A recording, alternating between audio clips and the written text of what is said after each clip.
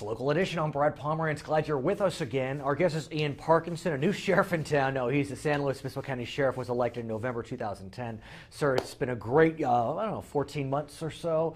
But about 9 months into your term, you found out that the state was going to be sending some new prisoners to county jails. That started in October. How is the program going 3-4 months in?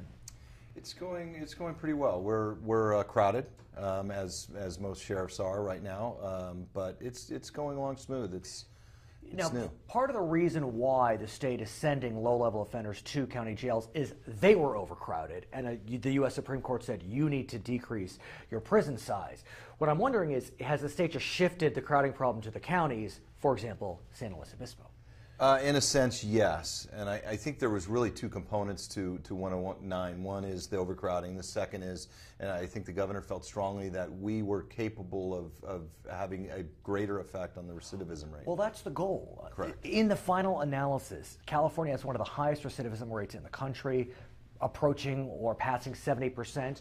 Do you feel as if, I know you're just 3 or 4 months in, that you are able, or you have been able, to effectuate positive change on that front?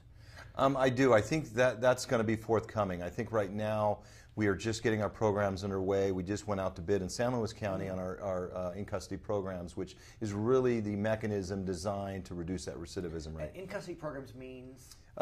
Counseling programs, formal programs that will actually affect behavior. That's probably the big thing. Another issue that is being pushed on counties is using alternative sentencing.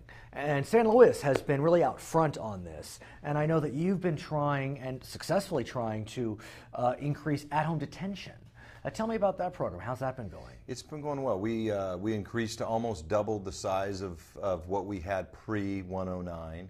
And I think it's a good program. Means realignment. That's realignment. The AB 109, Assembly Bill 109. Yes. And so have those people that are being given at-home detention, are they abusing the privilege, or do you feel as if it's working, that the punishment's there and it's also not disrupting families, jobs, etc.?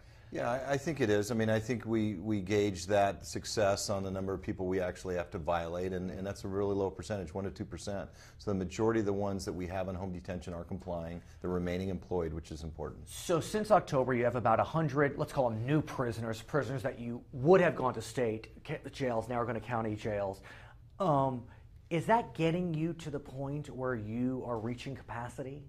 We're at capacity. So alternatives are key. Yeah, right so now. What does that mean? I mean, other counties are saying they are at capacity and they don't have any alternatives. Well, I think other counties, there's a lot of counties in California that are on a cap. And right. So they have to Through put people out. consent decrees, for example. Absolutely. So for us, we're not. So for us, we look to alternatives. Look to an early day pass. The sheriffs have the authority to put somebody out 3 days early. So we exercise that on nonviolent, non-sexual offenders. Alternative work programs, keeping them out of custody, home detention programs are important. And then ultimately, we have to grow the facility slightly in order to deal with it. In the process of trying to reduce that rate. Now, some fortuitous news is that is it breaking ground or about to open the new women's county jail? About ready to break ground in a few months. How fortunate that was already in the pipeline. Yes, absolutely. And so how's that going to help in terms of easing the pressure?